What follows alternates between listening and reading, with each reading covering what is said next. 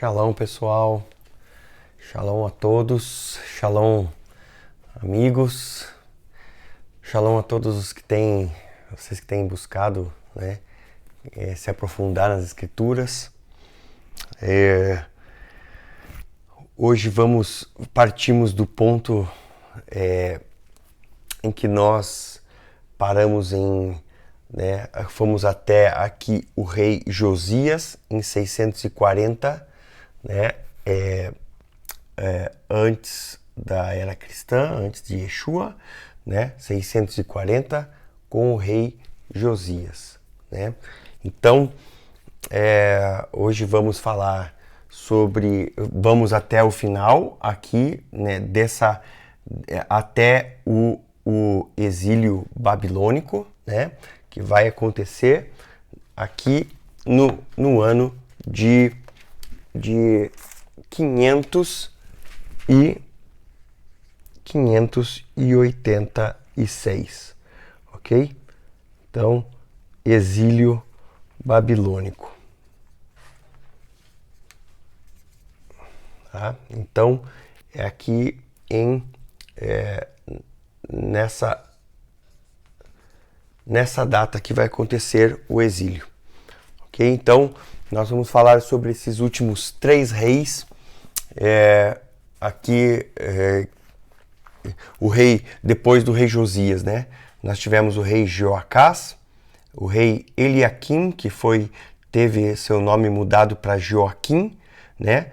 Então, algumas Bíblias vão falar Jeoaquim, para tentar mudar, porque tem 2 Joaquim, né? Então, a diferença é bem pouca dos nomes. Então, nós vamos ter o rei Joacás, em 609, que reina apenas 3 meses, né? Aí, o rei Eliaquim, né? O seu filho vai entrar no seu lugar e vai ter seu nome mudado para Joaquim, né? E depois o filho dele, Joaquim, vai reinar. Por último, o rei Zedequias. Eles estão bem próximos aqui porque a diferença entre eles é bem pequena, né? Então são os últimos poucos anos, né? Então aqui de 640 para 598, né? Nós tivemos aqui, você vê, no final desde o rei Josias até Zedequias e o exílio babilônico, cerca de 50 anos, né? Então foi um período bem curto e estamos indo para o final da estirpe real, né, de Judá. Aqui em cima já tinha acabado em 722, né? E aqui agora em 586 nós vamos ter o exílio babilônico. Nós vamos entender um pouquinho de como aconteceu isso, porque nós tivemos um rei aqui que foi muito especial, né? O rei Josias é um rei, cara, que de todos aqueles que praticaram alguma espécie de reforma religiosa, a dele foi a mais profunda, né? Então, no capítulo 22 de 2 Reis, né, nós vamos ter eles achando, né, eles descobrem o livro da lei, né? O livro um livro da Torá, que a grande maioria dos estudiosos acredita, cara, que é o livro de Deuteronômio, né? Que digamos assim, ele não é um resumo, né? Essa palavra grega Deuteronômio significa a repetição da lei, né? Então, mas ele tem mais coisas do que apenas os livros, a lei como ela foi falada em Êxodo,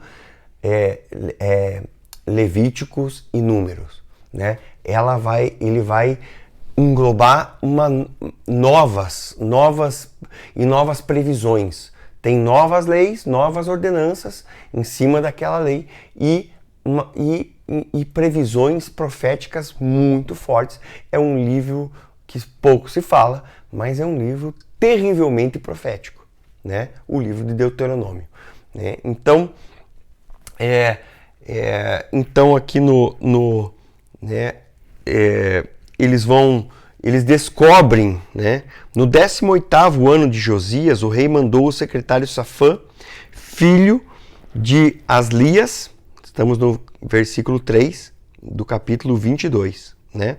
Filho de Mesolã, ao templo de Yahweh, ordenando: vai ter com o sumo sacerdote Ilquias para que ele faça a conta do dinheiro que foi oferecido ao templo de Yahweh e que os guardas da porta recolheram do povo, que ele os entrega aos empreiteiros encarregados. E aí ele vai até que no versículo 8 ele diz assim: o sumo sacerdote Ilquias disse ao secretário Safã: achei o livro da lei no templo de Yahweh. Ilquias deu o livro a Safã, que o leu. O secretário Safã veio ter com o rei e informou-lhe: teus servos depositaram o dinheiro que se achava no templo, né? E no final, no versículo 10, diz: o sacerdote Ilquias deu-me um livro.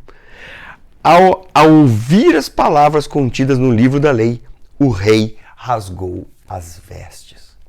Então isso tem um significado muito interessante para os nossos dias, porque uma grande reforma vai acontecer porque eles não sabiam o que fazer. E é quando eles encontram o livro da lei, é quando eles encontram a Bíblia, é quando eles encontram as Escrituras, né?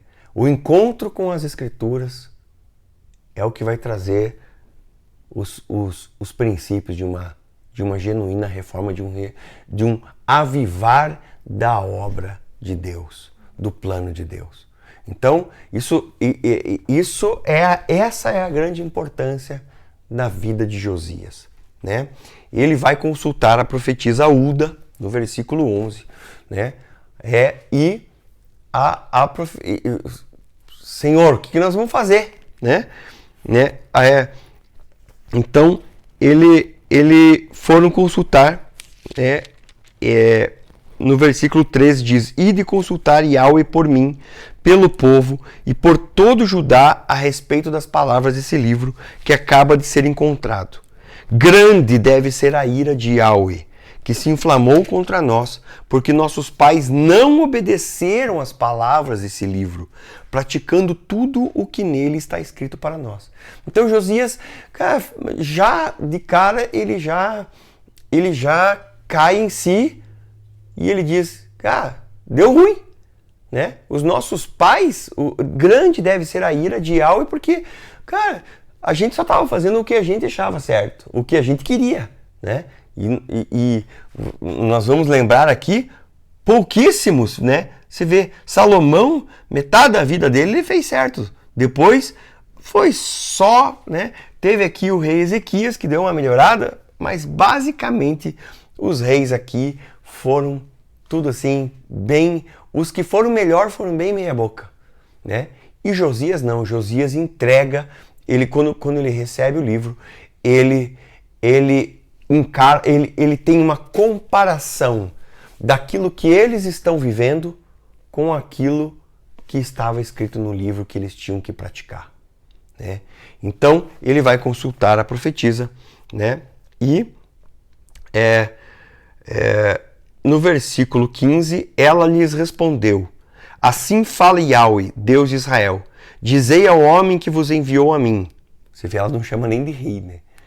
Quer dizer, né? Assim fala Yahweh, eis que estou para fazer cair a desgraça sobre este lugar e sobre seus habitantes. Tudo o que diz o livro que o rei de Judá acaba de ler. Porque me abandonaram e sacrificaram a outros deuses para me irritar com suas ações. Minha ira se inflamou contra este lugar e ela não se aplacará. E direis ao rei de Judá que vos enviou para consultar Yahweh. Assim fala Yahweh, Deus de Israel, as palavras que ouviste. Mas, porque o teu coração se comoveu e te humilhaste diante de Yahweh, ouvindo as palavras que pronunciei contra este lugar e seus habitantes, que se tornarão objeto de espanto e maldição, e porque rasgaste as vestes e chorastes diante de mim, eu também te ouvi, diz o Senhor. Por isso te reunirei a teus pais, será deposto em paz nos vossos sepulcros, e os teus olhos não verão os males que eu vou mandar sobre esse lugar. Eles levaram ao rei essa resposta. Então, Você veja, o Senhor já estava decidido a destruir pelos pecados que tinha cometido aqui Manassés, em 687. Manassés fez pior do que todos os reis, tanto de Judá quanto de Israel, né? Passou seus filhos no fogo, colocou altares de Baal dentro do templo, dentro do pátio, cara, profanou o templo. É assim, e a profanação do templo foi o ponto-chave. É como se o Senhor dissesse, cara, não tem mais como eu habitar nesse lugar, né? Ele foi profanado. Então, ele precisa ser purificado. E essa purificação virá com destruição e com fogo, né? Então, mas isso não vai acontecer nos dias de Josias, né? Então, e no capítulo 23, do 1 ao 3, eles vão fazer uma leitura solene do livro da aliança. Então, eles vão chamar todo o povo. E eles vão declarar todas as verdades do livro que eles encontraram, né? Lembra, isso está simbolizando os princípios de Deus para as nossas vidas, né? E aí do versículo 4 ao 14, né, acontece a reforma de Josias em Judá, né? O rei ordenou a Ilquias, o sumo sacerdote, aos sacerdotes que ocupavam o segundo lugar e aos guardas das portas que retirassem do santuário de Yahweh todos os objetos de culto que tinham sido feitos para Baal, para Azerá e para todo o exército do céu. Queimou-os fora de Jerusalém, nos campos de Cedron, e levou suas cinzas para Betel.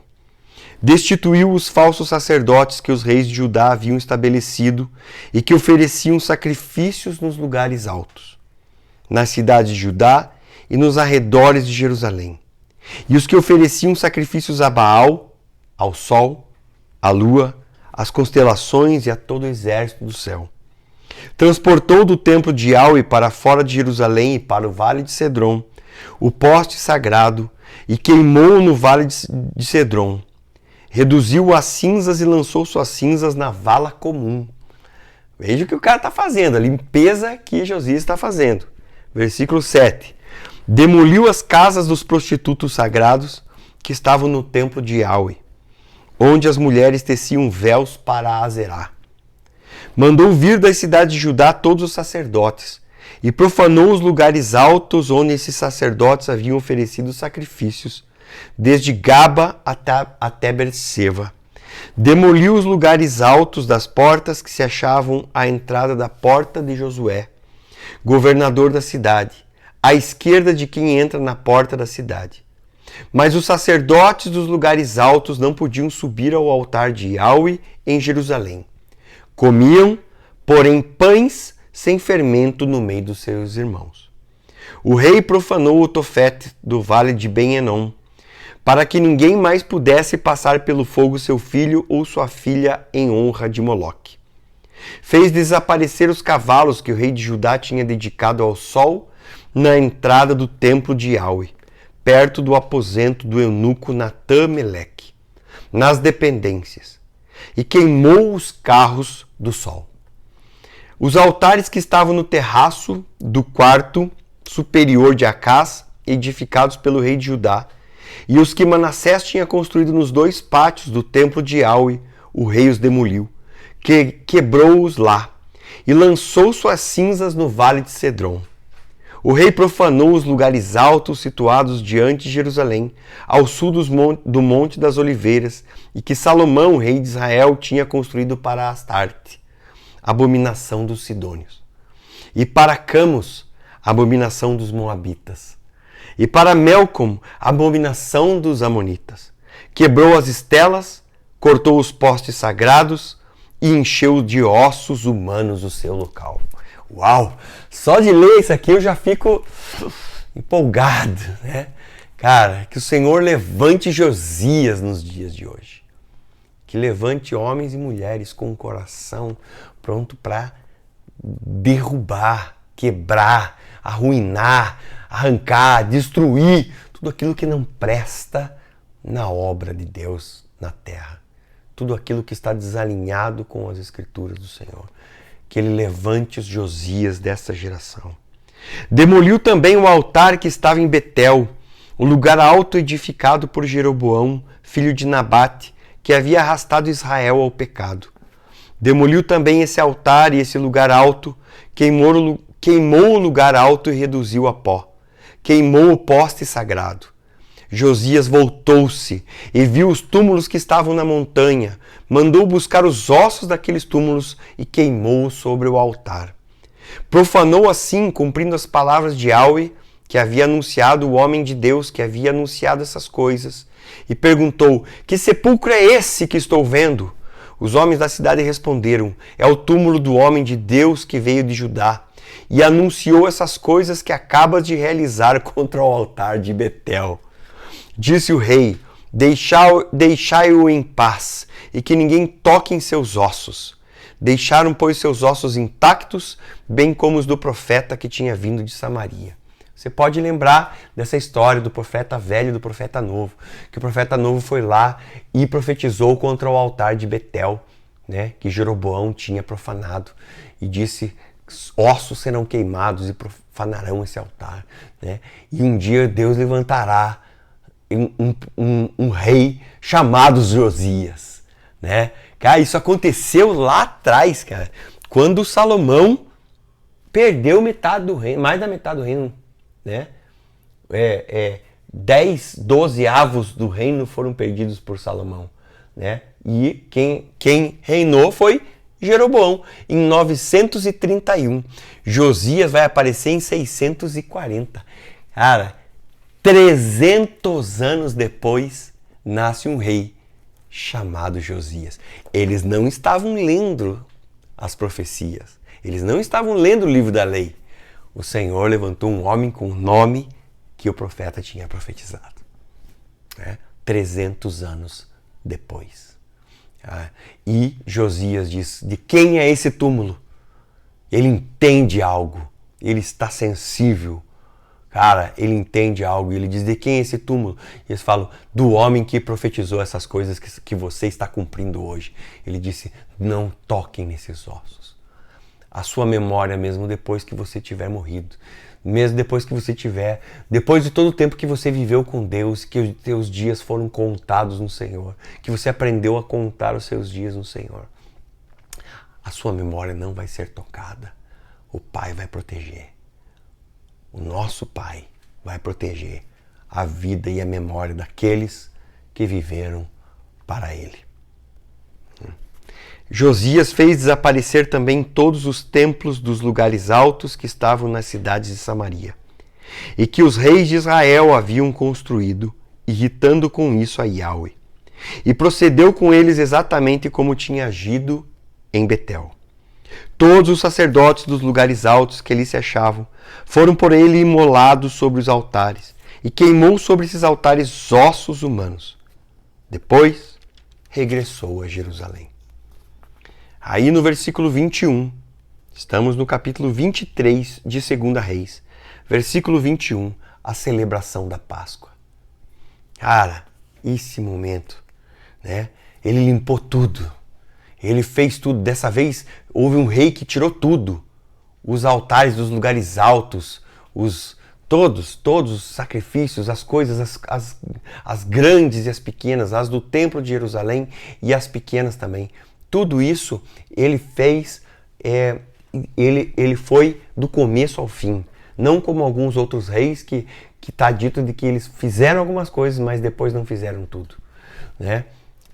Ele não, ele fez tudo. No versículo 21 diz: o rei ordenou a todo o povo: celebrai a Páscoa, Pessach, libertação, a passagem, né? Em honra de Yahweh vosso Deus, de modo como está escrito neste livro da aliança. Não se havia celebrado uma Pessach semelhante a esta em Israel, desde os dias dos juízes que haviam governado Israel, nem durante todo o tempo dos reis de Israel e dos reis de Judá. Foi somente no 18º ano do rei Josias que semelhante Páscoa foi celebrada em honra de Yahweh em Jerusalém. Josias eliminou também os necromantes, os adivinhos, os deuses domésticos, os ídolos e todas as abominações que se viam na terra de Judá e em Jerusalém, a fim de executar as palavras da lei escritas no livro que o sacerdote Ilquias havia encontrado no templo de Yahweh. Não houve antes dele rei algum que se tivesse voltado como ele para Yahweh, de todo o seu coração, de toda a sua alma e com toda a sua força, em toda a fidelidade à lei de Moisés. Nem depois dele houve algum que se lhe pudesse comparar. Uau! Cara, não houve rei antes e não houve rei depois, cara. Né? Cara, onde está Davi nessa história? Cara, no cumprimento, se lembra? Esse era o tempo que eles tinham que cumprir isso. Era o que eles tinham que viver. Cara, as escrituras estão dizendo para nós, cara, que este homem viveu, ele entendeu e praticou. Contudo, depois de tudo isso, olha, sinta, cara, como é o nosso Pai, o nosso Senhor. Contudo, Yahweh não abrandou o furor de sua grande ira, que se havia inflamado contra Judá, por causa das provocações que Manassés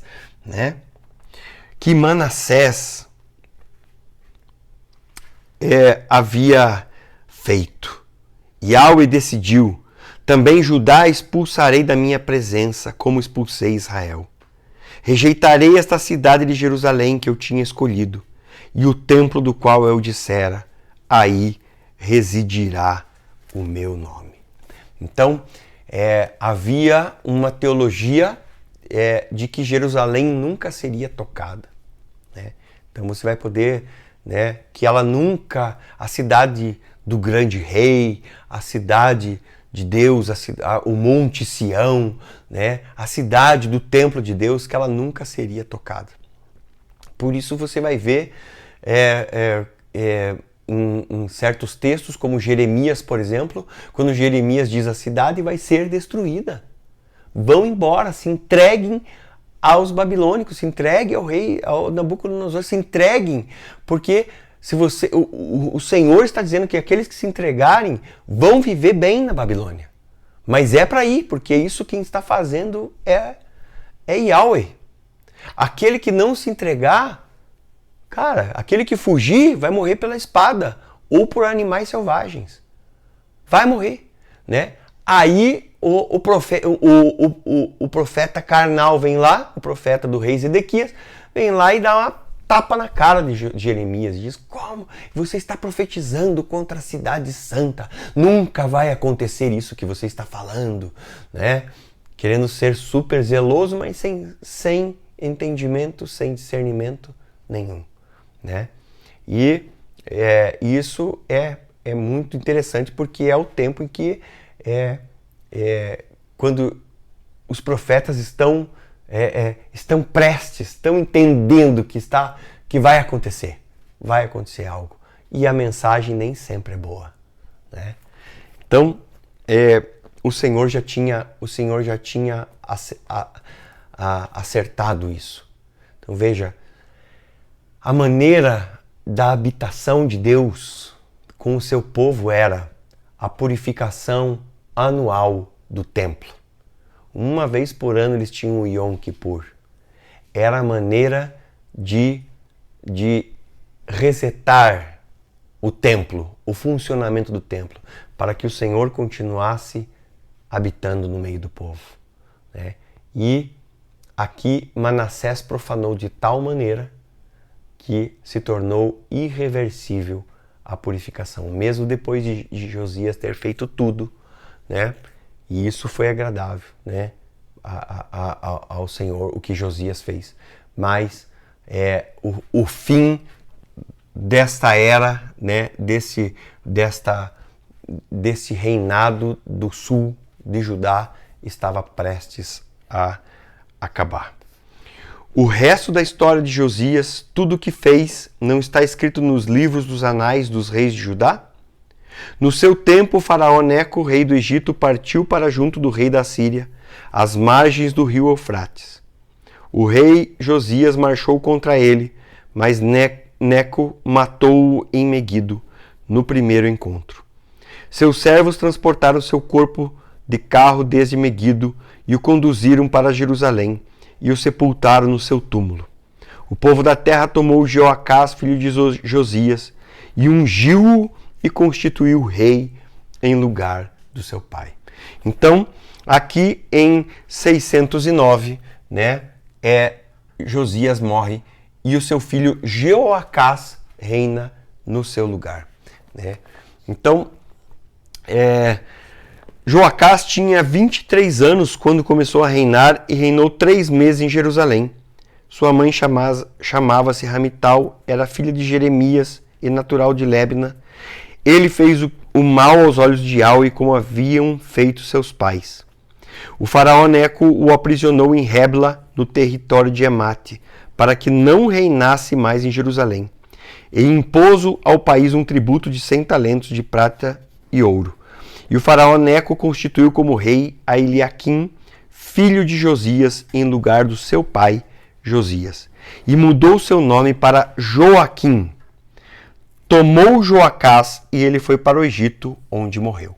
Então, aqui o faraó, né, o faraó que matou Josias, né, ele depõe Joacás, né, então Joacás reina bem pouquinho, e o faraó põe Eliaquim e muda o nome dele para Jeoaquim, tá? Então, ele pega Joacás e leva para o Egito, aonde esse faraó aonde Joacás, o filho de Josias, vai morrer. Ele vai morrer no Egito. Então a história dele acaba ali. Joacás morre no Egito. E Eliaquim, com o seu nome mudado para Jeoaquim, reina no seu lugar. Ele é filho de Josias também, né? Então, o irmão de Joacás, né? Então, Joacás vai para o Egito e Joaquim passa a reinar, porque o faraó decide isso, né? Então, Joaquim tinha 25 anos, versículo 36, quando começou a reinar e reinou 11 anos em Jerusalém. Versículo 37, ele fez o mal aos olhos de Yahweh, como haviam feito seus pais. No seu tempo, Nabucodonosor, rei da Babilônia, marchou contra ele. E Joaquim lhe esteve sujeito durante 3 anos e depois se revoltou contra ele. Então, esse cara aqui, Joaquim, se revolta contra Nabucodonosor. E Nabucodonosor vai pessoalmente até Jerusalém, né? E acontece aí que Nabucodonosor, então, vence, entra em Jerusalém, né?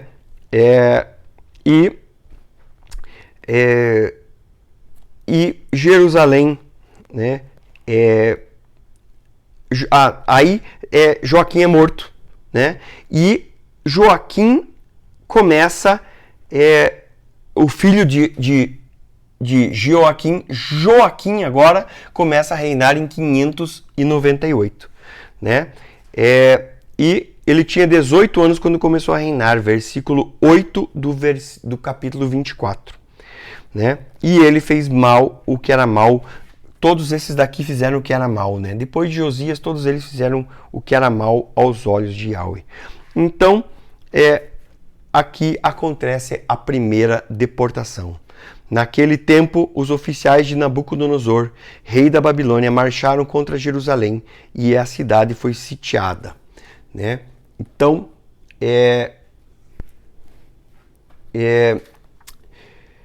nós vamos ler aqui, vamos voltar um pouquinho, né?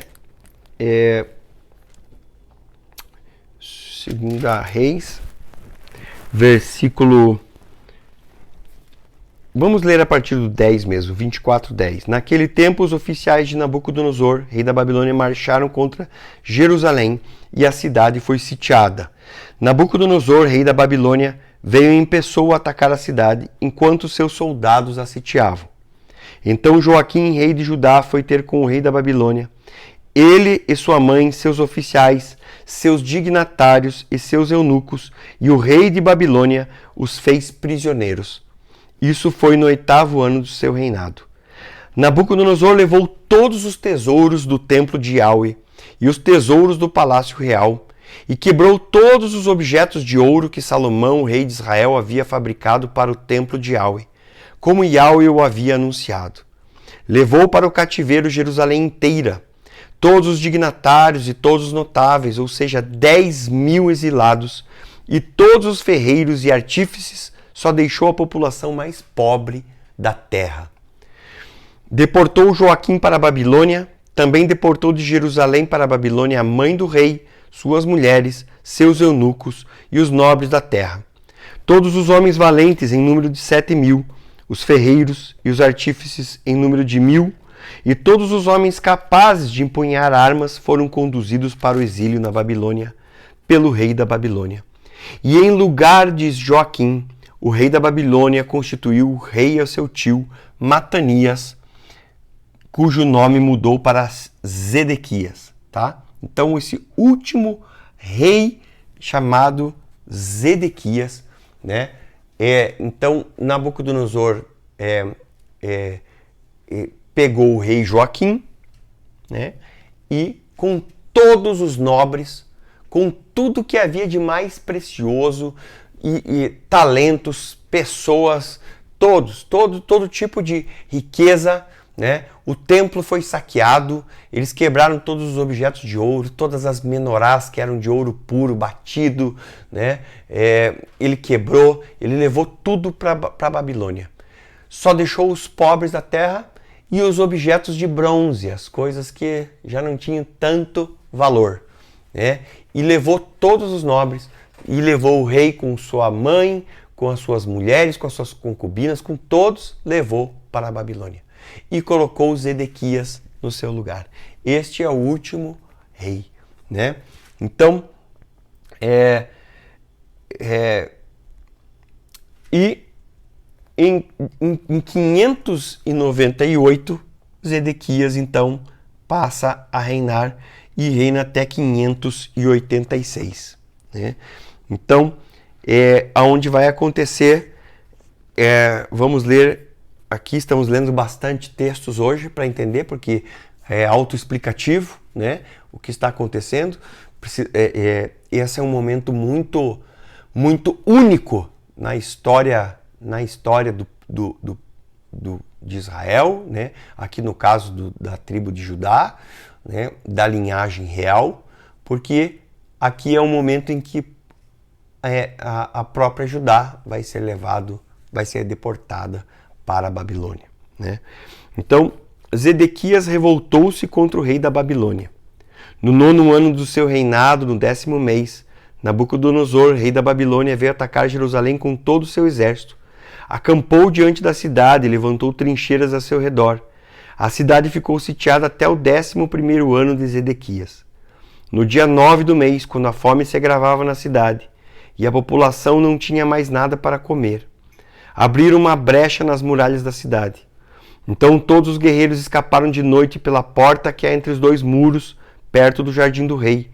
Os caldeus ainda cercavam a cidade. E tomou o caminho de Arabá. O exército dos caldeus perseguiu o rei e o alcançou nas planícies de Jericó, onde todos seus soldados se dispersaram para longe dele. Os caldeus agarraram o rei e conduziram a Rebla à presença do rei da Babilônia. Eles o submeteram a julgamento. Mandaram degolar os filhos de Zedequias na presença dele. Depois Nabucodonosor furou os olhos de Zedequias, algemou-o e o conduziu para a Babilônia.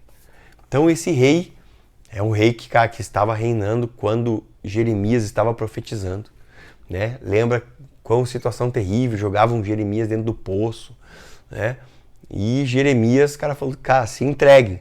O Zedequias dizia, nós não vamos se entregar, porque Deus é conosco, porque nós vamos vencer o Nabucodonosor.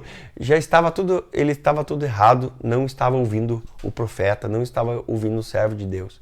E aí a resistência dele, quando chega um momento em que já não tem mais, o cerco se apertou tanto que o povo todo está com fome, Zedequias foge com uma parte dos seus soldados, mas ele é pego, seus soldados o abandonam e ele é preso, julgado, tem seus filhos degolados na sua frente, e seus olhos furados, e ele vai preso para a Babilônia, aonde vai morrer, vai terminar os seus dias. Quer dizer, cara, uma situação terrível de resistência à vontade de Yahweh. Porque quem estava fazendo isso era o próprio Senhor, né? Ele fala que ele trata Nabucodonosor como sendo seu servo, né? Ele está executando a minha vingança, né? A minha ira contra o meu povo. Porque o povo se rebelou e praticou tanta maldade, cara, que o Senhor se irou profundamente com eles, né? No 5º mês, então estamos no versículo 8, né? No 5º mês, no dia 7, era o 19º ano de Nabucodonosor, rei da Babilônia. Nabuzaradã, comandante da guarda, oficial do rei da Babilônia, fez sua entrada em Jerusalém. Incendiou o templo de Yahweh, o palácio real e todas as casas de Jerusalém. E todo o exército caldeus que acompanhava o comandante da guarda destruiu as muralhas que rodeavam Jerusalém. Nabuzaradã, comandante da guarda, exilou o resto da população que tinha ficado na cidade, os desertores que haviam passado para o lado do rei da Babilônia e o resto da multidão. Do povo pobre da terra, o comandante da guarda deixou uma parte como viticultores e agricultores. Os caldeus quebraram as colunas de bronze do templo de Yahweh, as bases entalhadas e o mar de bronze que estavam no templo de Yahweh, e levaram o bronze para a Babilônia. Levaram também os recipientes para as cinzas, as pás, as facas, as taças e todos os objetos de bronze que serviam para o culto. O comandante da guarda tomou os turíbulos e os vasos de aspersão, tudo que era de ouro e tudo que era de prata. Quanto às 2 colunas, ao mar único e às bases entalhadas que Salomão havia feito para o templo de Yahweh, não se podia calcular quanto pesava o bronze de todos esses objetos. A altura de uma coluna era de 3 côvados, e sobre ela havia um capitel de bronze, né? E aí eles vão falando aqui, né? Até a ideia de que, cara, tudo aquilo que Salomão tinha feito, todo aquele templo glorioso, todo aquele reino que tinha se expandido, cara, e tinha paz por todos os lados. Nunca o reino tinha sido tão grande como Salomão, né? Como no tempo de Salomão, né? Era o tempo de Shlomo mesmo, de Shalom, de plenitude, de completude, né? Mas com o próprio Salomão começou quando ele pecou e o pecado dele foi a idolatria, né? A idolatria que nós precisamos entender, a profundidade de nós acreditarmos em alguma outra coisa que não seja Deus. Nós colocarmos a nossa confiança, a nossa fé, a nossa fidelidade em qualquer outra coisa que não seja o Pai, que não seja o Deus único, o Deus verdadeiro, né? Na pessoa também do seu Filho Yeshua, né? Que é a continuação dessa palavra que foi encontrada lá atrás. Ela tem um final, ela é um todo do começo ao fim, ela precisa ser entendida como um todo, né? Então, aquilo que começou lá com Salomão, né? Terminou lá com Zedequias, né? Um rei, o último rei, né? Ali a linhagem davídica é encerrada, né? Ali a linhagem ela é cortada, né? Então, esse é o tempo. 70 anos eles vão passar na Babilônia, né? Então começa aqui em 586, né? E a destruição, e narra toda essa destruição, cara, tipo, acabou com tudo. O templo foi completamente destruído. Os muros foram derrubados. Lembra aqueles muros que depois vão ser reconstruídos com Neemias, né? o templo que depois Zorobabel, né, no tempo do profeta Ageu, né, Zacarias, tudo isso que vai acontecer foi aqui que aconteceu. Nesse tempo, quando Nabucodonosor faz a segunda deportação de exilados, né? Ele leva aquele povo que tinha restado, só deixa uma pequena parte de viticultores e agricultores para continuar cuidando da terra. Mas leva tudo, quebra as bacias de bronze, toda aquela obra suntuosa, maravilhosa que devia de ser, né? Tudo puramente feito por obra de artesãos, né? Era um templo magnífico. Ele é completamente destruído. As casas de Jerusalém são queimadas. Então, cara, vira aquilo que o profeta Isaías vai dizer, vai ficar como uma morada de chacais, né? As vinhas vão virar, né, moradas de raposas, né, de animais selvagens, né? A Lilith vai morar lá, né? As corujas, então toda aquela fala profética do que vai acontecer, né? Já desde Isaías já estava falando, né? Vai se cumprindo, né? Até chegar o profeta Ezequiel, né? Que ele já se encontra, ele já é um deportado, já está profetizando. Jeremias está profetizando aqui ainda em Jerusalém, né? Ezequiel já está lá, às margens do rio Quebar, na Babilônia, né? Então, dessas levas, lembra que foi Daniel, né? É o tempo de Daniel, é o tempo... Então nós vamos falar um pouquinho mais sobre isso, mas a destruição acontece neste ponto. Jerusalém, a cidade do grande rei, a cidade dourada, ela é completamente destruída e arruinada, né? Então, aqui algo que também é muito interessante nós pensarmos, né, que eu queria deixar aqui, uma última observação, né, um último fato, né, que quando houve essa destruição, né, quem estava junto, né, eram os edomitas, né?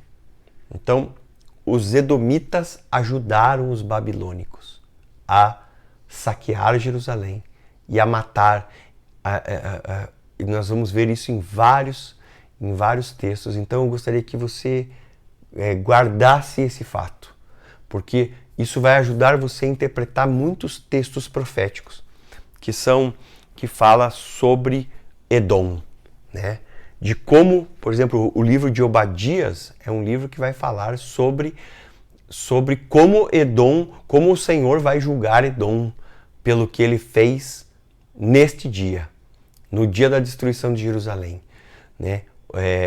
Por que você não ajudou o seu irmão Jacó, né?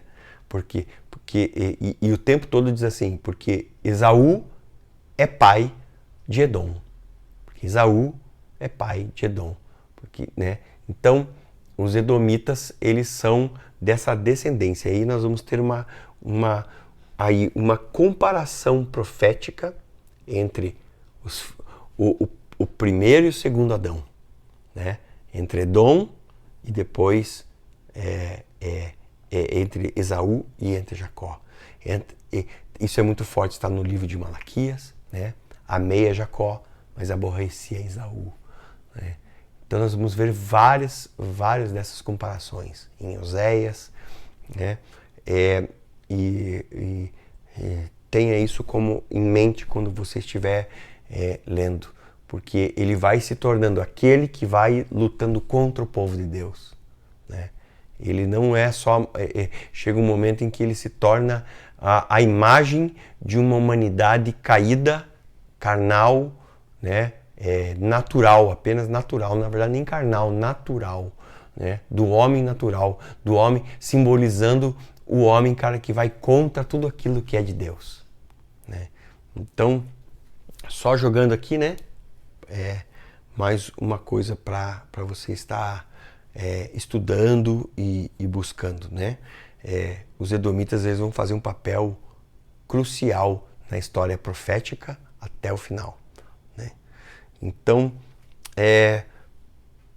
aqui, para nós encerrarmos, então, ao todo, né, nós vamos ter aqui, aqui como nós vimos, né, 10 tribos, 19 reis, 9 dinastias, 209 anos. Né? Aqui embaixo, né, no sul, vamos ter 2 tribos. Né? Na verdade, elas são uma tribo, a ideia de uma tribo, mas que na verdade são 3 tribos, né? Porque nós vamos ter Yehuda, Biniamim e Levi. Ok? Então, é um entendimento que essas 3 tribos elas estão compactas em uma só, né? Mas então nós vamos ter aqui, podemos até dizer que são 3 tribos, ok? 3 tribos, mas é que Levi também estava espalhado, né, na outra tribo também. Então, são 19 reis no total. Você vê aqui que também temos 19 reis, né? Uma rainha, Atália, né? Nós vamos ter aqui Atália em 941, que reinou. Então, bem interessante, porque no Reino do Sul vai ter uma rainha, né? Uma dinastia, uma só dinastia, né? Porque todos descendentes de Davi. Uma dinastia e total de 345 anos. Olha a diferença, né? De 209 para 345 anos. Né? E aqui se encerra o ciclo de Judá. Né? Então começa agora o exílio babilônico. Lembra que Mateus, quando vai falar da genealogia de Yeshua, ele diz livro da genealogia de Yeshua HaMashiach, filho de Davi, filho de Abraão. E aí Abraão gerou a Isaac, que gerou a Jacó, que gerou a Judá e a seus irmãos. Né? E aí no final dessa genealogia ele vai dizer assim, portanto, 14 gerações, né, de Abraão até Davi, de Davi até o exílio babilônico, e do exílio babilônico até Yeshua. Então aqui nós vamos ter essa ideia de que nós temos a dupla perfeição. Né? Lembrando que esse é um entendimento sempre profético. Assim como os profetas muitas vezes avaliavam as coisas e profetizavam em cima não eram fatos científicos. Assim também a genealogia aqui, ela vai fazendo parte de uma genealogia profética, né? Então, é aquilo o que o Pai está construindo. Né? Então, que possamos ficar com esta mensagem, né? De que, para mim, quando olho para essa história, né? Vejo começos terríveis que são como que assim, impurificáveis, né? Tinham homens aqui que o Senhor, sempre que há um arrependimento genuíno, sincero, há algo que pode acontecer de transformador. Mas normalmente quando alguém praticava aquilo que era certo, que praticava aquilo corretamente, que fazia o que era certo, o seu filho não fazia. Né? Então, raríssimas vezes nós vamos ter pessoas que vão fazer como o seu antepassado. Né? Isso me fala do discipulado. Isso fala da sequência. Né? Nós vemos assim que as crianças muçulmanas, desde muito cedo, elas estão sendo preparadas para serem muçulmanas. Para aprenderem o Alcorão, seguirem as leis do seu povo, né? Enquanto que famílias de Deus, cara, não, pessoas que são de Deus, cara, nunca não preparam pessoas, não preparam seus filhos, não preparam, cara, acham que a mensagem é uma mensagem, né? Assim, falar para muita gente, para todos, não era assim que o nosso Senhor fazia. Yeshua não tratava de forma específica com as multidões. As multidões ele curava e alimentava e as despedia. Mas com seus discípulos, ele tratava com eles de forma pessoal, né? Então, precisamos entender isso. Termos sempre o livro da lei, todo, porque ele aumentou, né? Ele cresceu, ele é um livro poderoso, né? Ele não é um livro religioso, ele é um livro, ele é um manual de instrução espiritual poderoso e precisamos encontrá-lo e vivê-lo de acordo, né? E ensinarmos geração após geração a seguir aquilo que o Senhor tem, o modelo que é o modelo do reino, não é o que a gente quer fazer, né? Nós vemos hoje uma tendência de pessoas que querem tanto fazer no mundo religioso, querem tanto fazer a sua própria vontade, cara, que eles não o livro, que eles querem distorcer o livro, que eles querem trocar o livro, porque o livro está errado. É o que eu penso que está certo. Então precisa ser trocado o livro. Ele precisa ser atualizado, ele precisa ser modificado para que ele fale aquilo que meu coração acredita, né? Ao invés de deixar o seu coração ser moldado pelo livro, né? Pelo Ruach HaKodesh, com os princípios do Pai. Então, em nome de Yeshua, Pai, eu oro por um estabelecimento de uma geração, Pai, de pessoas com o coração de Josias, de Davi, de Ezequias, Pai, de tantos que, da melhor parte da vida deles, de tudo aquilo que eles fizeram de bom no Senhor, de tudo aquilo que eles entenderam em Deus, tudo aquilo que eles se voltaram para Deus. Eu oro para que isso se multiplique, para que esses se multipliquem, que sejam fortalecidos aonde estão, em nome de Yeshua, Pai, para a Tua glória, meu Pai.